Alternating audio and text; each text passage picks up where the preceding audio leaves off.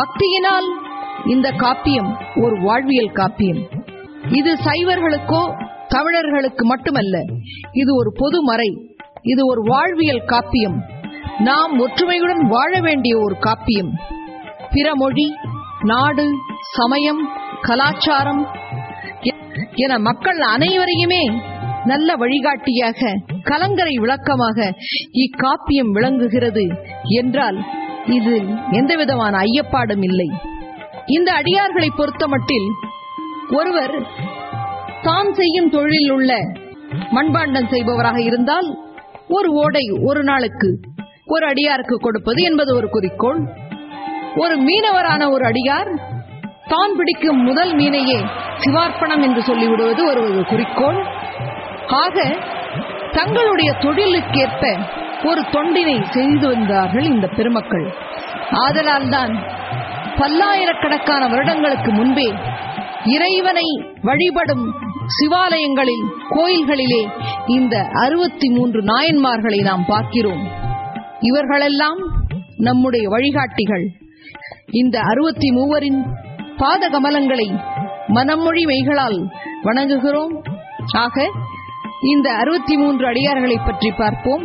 முதலாவதாக சேக்கிழார் தமது காப்பியத்துக்குரிய பாட்டுடை தலைவராக சுந்தரமூர்த்தி சுவாமிகளைத்தான் அமைத்துக் கொண்டார். இந்த காப்பிய கட்டமைப்பை பற்றி பார்ப்போம்.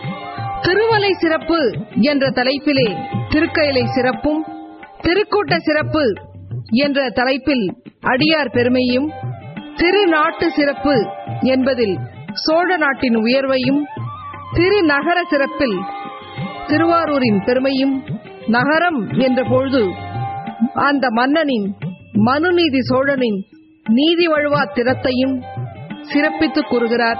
கன்றை கொன்ற தன் மகனை தானே தேர் சக்கரத்தில் இட்டு கொன்ற வகையிலே அந்த அரசனின் நீதி வழுவா தன்மை, நேர்மையின் சிறப்பு மிக அழகாக சேக்கிழாரால் கூறப்படுகிறது. 13 சர்க்கங்கள் பிரிவுகளாக அமையும் இந்த நூலில் மேலே சொல்லப்பட்ட அனைத்தும் திருமலை சருக்கமாகிறது. திருத்தொண்ட தொகையின் 11 பாடல்களில் அமைந்த முதல் சீர்களின் பெயர்கள் 11 சருக்கங்கள். திருத்தொண்ட தொகையின் ஒவ்வொரு பாடலிலும் பேசப்படும் அடியார்கள் அந்தந்த சருக்கத்திலே பேசப்படுகிறார்கள். 13ஆம் சருக்கமாகிய வெள்ளானை சருக்கத்திலே சுந்தரர் திருக்கயிலை சென்றது பேசப்படுகிறது. 2ஆம் சருக்கம் தொடங்கி 11ஆம் சருக்கம் வரை ஒவ்வொரு சருக்க இறுதியிலும் சேக்கிழார் காப்பிய தலைவர் சுந்தரருக்கு துதி பாடுகிறார். முதல் 5 சருக்கங்கள் முதற் காண்டமாகவும் 8 சருக்கங்கள் 2ஆம் காண்டமாகவும் அமைகிறது. மொத்தம் 4286 பாடல்களை கொண்டது இந்த நூல். 8ஆம் நூற்றாண்டிலே திருத்தொண்டர் தொகையும், 9ஆம் நூற்றாண்டிலே திருத்தொண்டர் திரு அந்தாதியும், 12ஆம் நூற்றாண்டிலே திருத்தொண்டர் புராணமும் ஆக்கப்பெற்றது. சிதம்பரத்திலே சேக்கிழார் பெருமானுக்கு நடராஜ பெருமானால் திருத்தொண்ட புராணம் என்ற பெரிய புராணத்திற்கு முதல் சொல்லை எடுத்துக் கொடுத்தவர் நடராஜ பெருமான். அந்த முதல் வார்த்தை உலகெல்லாம். இந்த பாடலிலே சீர்பிரித்து எழுதினால் 63 எழுத்துக்களும், பதம் பிரித்து எழுதினால் 72 எழுத்துக்களும் வருகின்றன. இது இறைவனின் திருப்பெருங்கருணை என்றுதான் நாம் கொள்ள வேண்டும். எப்படி சீர்பிரித்து எழுதும்பொழுது சரியாக 63 அடியார்களும், பதம் பிரித்து எழுதினால் எப்படி தொகை அடியார்களுடன் 72 பேர்களும் வருகிறார்கள் என்பது வணக்கத்துக்குரியதுதான். முதலிலே சீர்பிரித்து எழுதினால் எப்படி 63 வருகிறார்கள் என்று பார்ப்போம். உலகெல்லாம் உணர்ந்து தோதற் கரியவன்.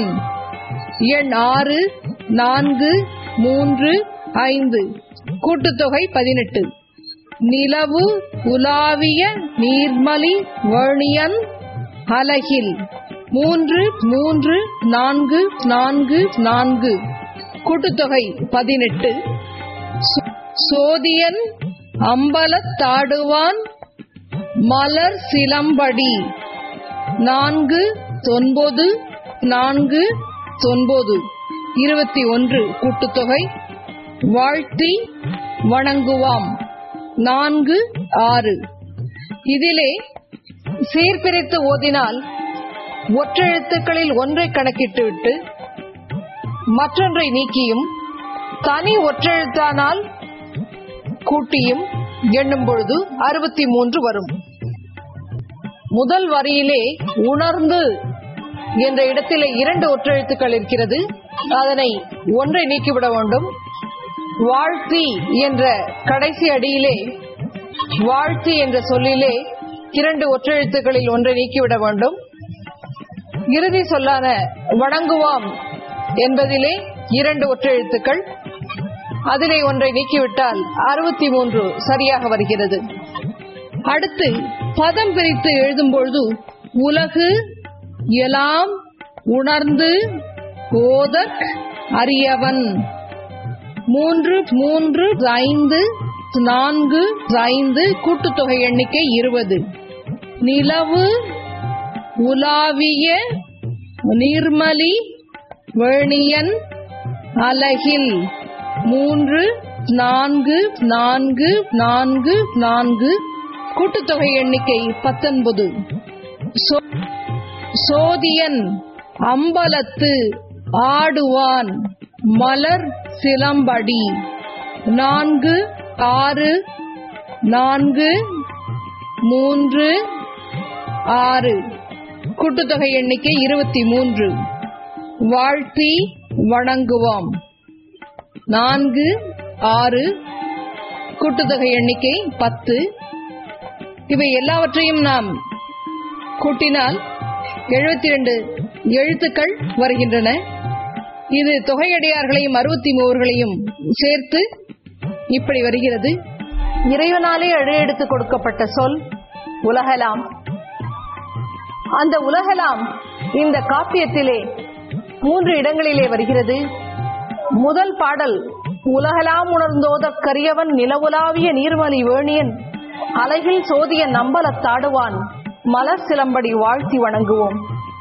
மத்தியிலே ஒரு பாடல் சோதிமுத்தின் சிவிகை சூழ் வந்து பார் மீது தாழ்ந்த வெண்ணீற்றொளி போற்றி நின்று ஆதியார் அருளாதலின் அஞ்செழுத்தோதினார் உய்ய உலகெலாம். இந்த திருத்தொண்டர் புராணத்திலே மத்திய பாடலிலே வருகிறது.